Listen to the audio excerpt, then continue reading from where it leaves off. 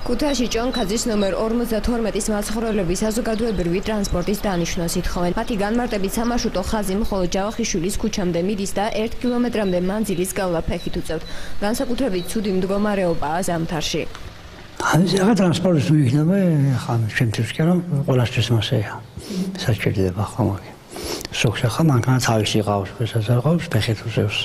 აწუხებს ხალხს ტრანსპორტირება, აბა მოამინდობაში 800 კილომეტრი, 800 მეტრია თუ არა კილომეტრია. ყოველდღე ამ მანძილის გავლა. ყოველდღე ზოგი შრომობს, დასაქმებულია ხალხი, ზოგი არა, მაგრამ მაინც უწევს მანძილის გავლა რა. და ტრანსპორტი არ გიდგებათ აქ არანაირი? არანაირი ტრანსპორტი არ არის. თუ იმეს ხავს ახლა საკუთარი პირადი თვითონ მოძრაობს თავის ტრანსპორტს. მოსახლეობის პრობლემებს არასამთავრობო ორგანიზაცია ინტერკულტურული დიალოგის ცენტრი გამოეხმაურა. მათი განმარტებით 30-მდე ოჯახმა, რომელთაგან უმეტესობა დევნილია მოთხოვნაზე, ქუთაისის მერიისგან უარყოფითი პასუხი მიიღო. NGO-ს წარმომადგენლები ადგილობრივი თვითმმართველობისგან ახალია ან არსებული, კერძოდ კი ნომერ 35 სამარშრუტო ხაზისთვის სვლა გეზის შეცვლას ითხოვენ. იმ პირობებში, როცა სახელმწიფო სტრატეგია არის აშენოს ქვეყანა, რომელშიც დაბრუნება ოკუპირებულ ტერიტორიებზე დარჩენილ ჩვენს მოქალაქეებს თავად მოუნდებათ, მსგავსი უყურადღებობა დევნილი მოსახლეობის მიმართ არის რბილად რომ ვთქვათ, უპატიებელი. დაასახელოს მერიამ არგუმენტი და მიზეზი თუ რატომ არ ეხმარება ამ ადამიანებს. ამ კითხვას ახალი პოლიტიკური ცენტრი გირჩის ქუთაისის ოფისის ხელმძღვანელი სომს თემურ სამციშვილი მერიას გულგრილობაში ადანაშაულებს.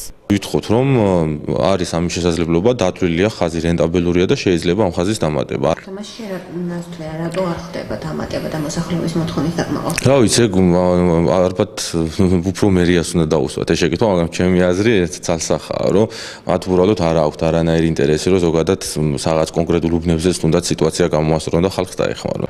როგორც მერიის სატრანსპორტო განყოფილებაში განმარტავენ, მათ მოსახლეობისთვის უარი არ უთქვამთ. ალტერნატივის სახით ირაკლი ცხედიანი მოთხოვნაზე მოსახლეობას 101 ნომრისათვის სვლა გეზის შეცვლას თავაზობს. ეს არის არარენტაბელური დასახლება, მგზავრთნაკადი არის მცირე, გამომდინარე აქედან ახალი მიკროავტობუსის დანიშვნა, რა თქმა უნდა, რთული იქნება და ვერ მოხერხდება, სავარაუდოდ ვერ მოხერხდება. ჩემი აზრით, ყველაზე გამართლებული ვარიანტი იქნება M1-ის კატეგორიის შეყვანა, როგორც უკვე აღნიშნეთ, წითელი ხიდიდან ჭონქაძის ქუჩამდე ვაჟა-ფშაველას ქუჩის გავლით, რომელიც შემდეგ დაბრუნდება უკან იგივე სვლაგეზით.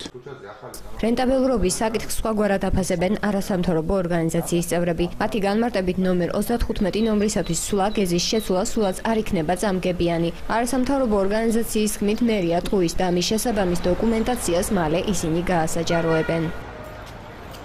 დეტალური კალკულაცია მოვახდინეთ თუ რა დაუჭდებოდა მერიას რომ მარშრუტკა დანიშნულიყო, მაგრამ მერია გამოგვეხმაურა იმით რომ ეს იქნებოდა არარენტაბელური, როდესაც ჩვენ დავადგინეთ რომ მართლაც რენტაბელური იქნებოდა, ლაპარაკია 1640 ლარზე, რომელიც მერიამ უნდა გამოუყოს პირველად ამოსვლისთვის ტრანსპორტს და შემდეგ უკვე ტრანსპორტი გადის იმხელა მოგებაზე.